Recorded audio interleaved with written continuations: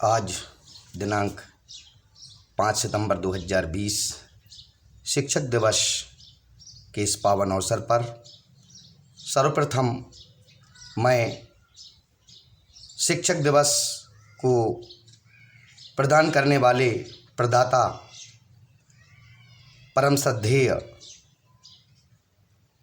Sarvepalli doctor Radhakrishnan के चरणों में अपने श्रद्धा सुमन को अर्पित करता हूँ एवं इस पावन पुनीत अवसर पर इस महान मनीषी के जन्म दिवस के अवसर पर शिक्षा जगत की समस्त विभूतियों को प्रणाम करता हूँ एवं मेरे सभी शिक्षक साथियों को मैं शुभकामनाएं एवं अपना नमस्कार प्रेषित करता हूँ। आप सभी के लिए शिक्षक दिवस की बहुत बहुत हार्दिक शुभकामनाएं। यद्यपि शिक्षक दिवस के संबंध में हमारे सभी साथी पूर्व से ही अवगत हैं, परंतु इस मौके पर मैं अपने विचार व्यक्त करने से अपने आप को रोक नहीं पाया और मैं अल्पज्ञानी अपने थोड़े से विचारों को लेकर के आपके समक्ष उपस्थित हुआ हूँ। तो आइए सर्वप्रथम सर्वपल्ली डॉक्टर राधाकृष्णन के चरणों में श्रद्धा सुमन अर्पित करते हुए यह बताना चाहता हूँ कि सर्वपल्ली डॉक्टर राधाकृष्णन जी का जन्म 5 सितंबर सन 1888 को तिरुट्टनी नामक स्थान पर हुआ था। वे महान शिक्षाविद थे, महान विचारक थे। आप भारत के प्रथम उपराष्ट्रपति एवं द्वितीय राष्ट्रपति के पद पर सुशोभित रहे हैं। आपने देश सेवा एवं समाज कल्याण का कार्य किया है। आपका देहावसान 17 अप्रैल 1975 को चेन्नई में हुआ और भारत देश ने, भारत भूमि ने, भारत माता ने अपने एक सपूत के लिए खो दिया जिसकी कमी कभी पूरी नहीं हो सकती है।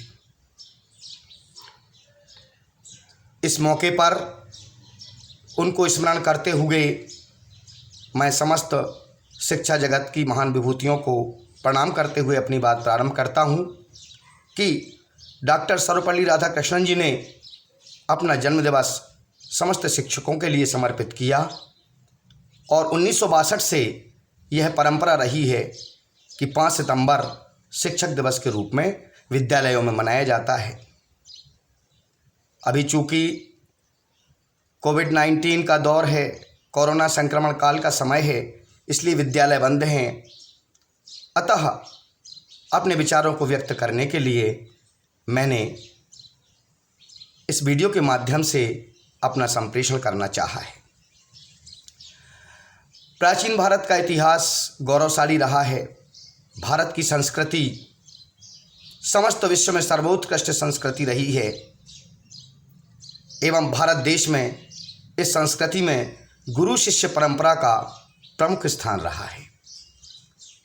तभी तो हमारे वेद शास्त्रों में कहा गया है, गुरु ब्रह्मा गुरु विष्णु गुरुर्देवो महेश्वरः गुरु साक्षात परब्रह्म तस्मै श्री गुरुवे नमः। गुरु जी को प्रणाम करता हूँ। संभवतः इसीलिए गोस्वामी तुलसीदास जी ने रामचरितमानस में उल्लेख किया है, बंदों गुरुपद पदुम परागा, गुरु के चरणों की वंदना की है। कबीरदास जी ने भी गुरु के प्रति अपने विचार व्यक्त करते हुए लिखा है,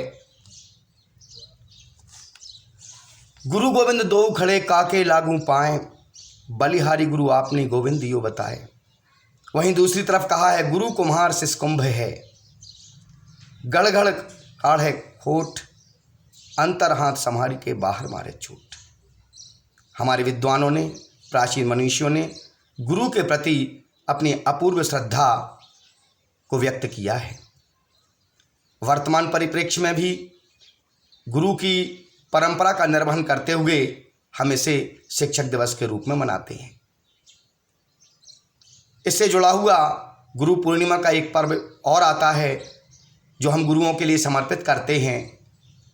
भारतीय संस्कृति में, भारतीय पंचांग के अनुसार गुरु पूर्णिमा के दिन गुरु का पूजन अर्चन एवं सम्मान किया जाता है। यह परंपरा विदेशों में भी भारत देश की तरह भारत देश के अनुकरण के पश्चात लागू की गई है। हमारे देश में प्राचीन काल से ही गुरु के प्रति अपार श्रद्धा दर्शाने वाले अनेक प्रमाण मिलते हैं। चाहे आरुणि की गुरु भक्ति देख लें, जिन्होंने अपने गुरु के कहने से टूटी हुई खेत की मेड़ पर स्वयं लेट करके पानी के बहाव को रोकने का प्रयास किया था।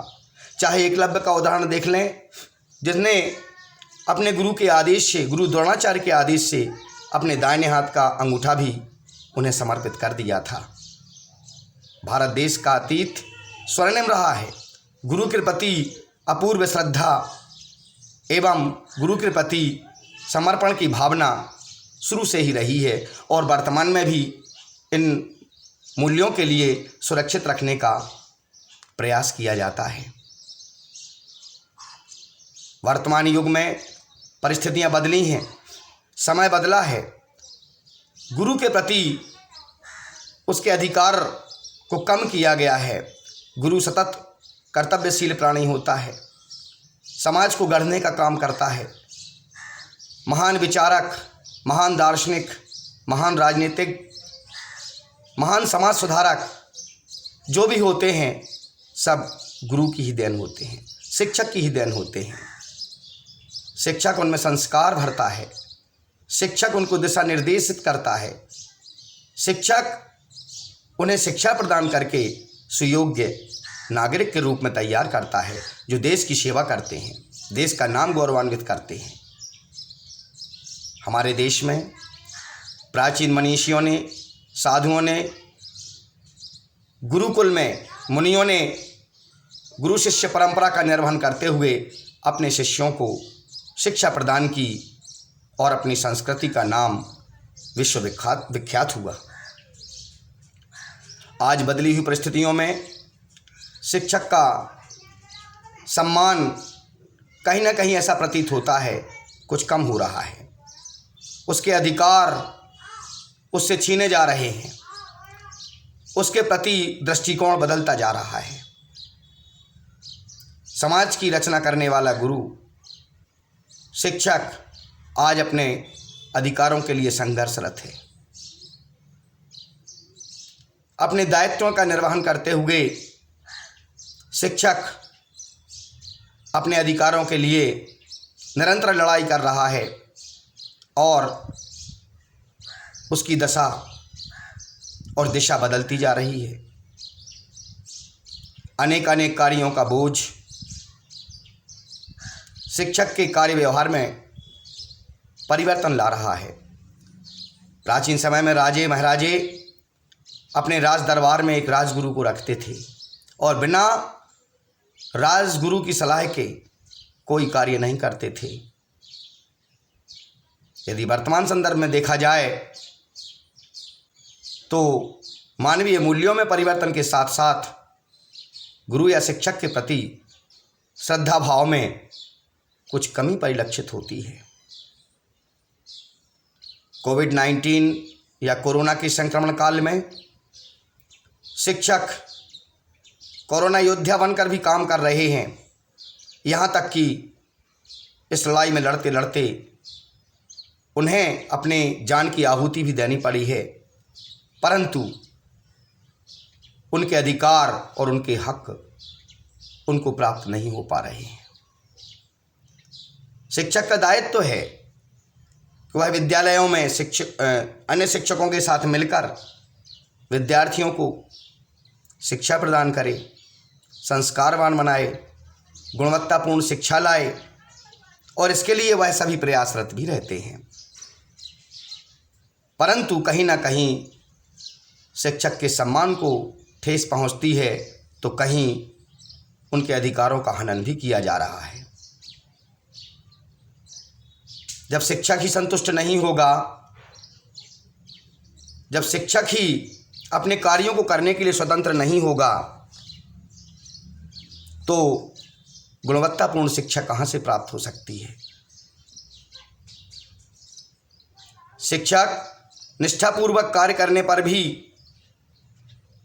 यदि अपना पारिश्रमिक नहीं पाते हैं, यदि वह सम्मान नहीं पाते हैं जिसके वो हकदार हैं, तो शिक्षक के मन में कुंठा आती है, कुंठाग्रस्त हो जाता है शिक्षक।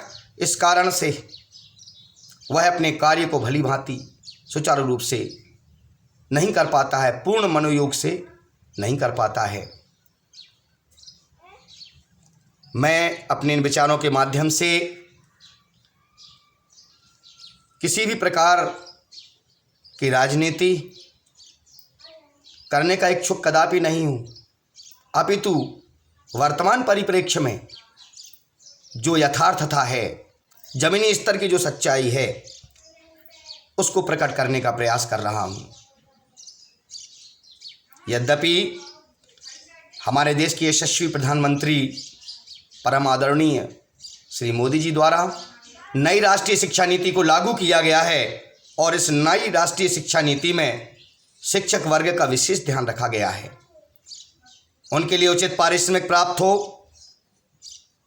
उनके लिए गांवों में विद्यालय परिसर में आवास की व्यवस्था हो, उनके लिए विशेष रूप से गांवों में रहने वाले शिक्षकों के लिए भत्ते प्रदान किए जाएं। इस तरह की व्यवस्था लागू करके उन्होंने शिक्षकों के साथ न्याय किया है। शिक्षा जगत में नई राष्ट्रीय शिक्षा नीति से जो आमूलचूल परिवर्तन परिलक्षित हो रहे हैं, वह निश्चित रूप से शिक्षकों एवं विद्यार्थियों के लिए लाभदायी सिद्ध होंगे।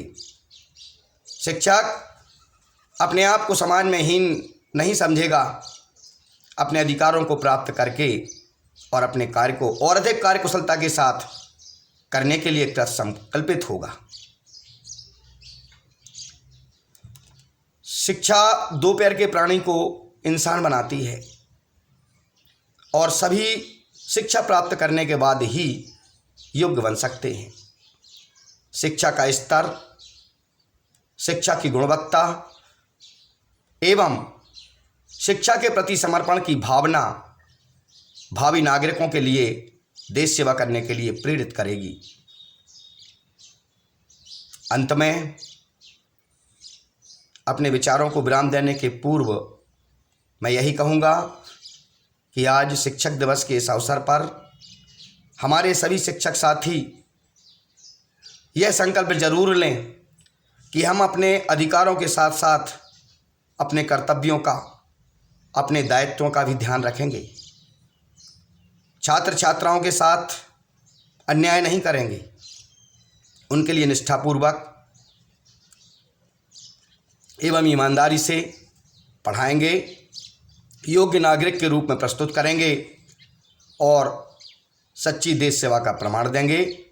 इन्हीं विचारों के साथ शिक्षा जगत के समस्त शिक्षकों को, समस्त महान मनीषियों को बहुत बहुत प्रणाम, बहुत बहुत धन्यवाद। जय हिंद, जय भारत।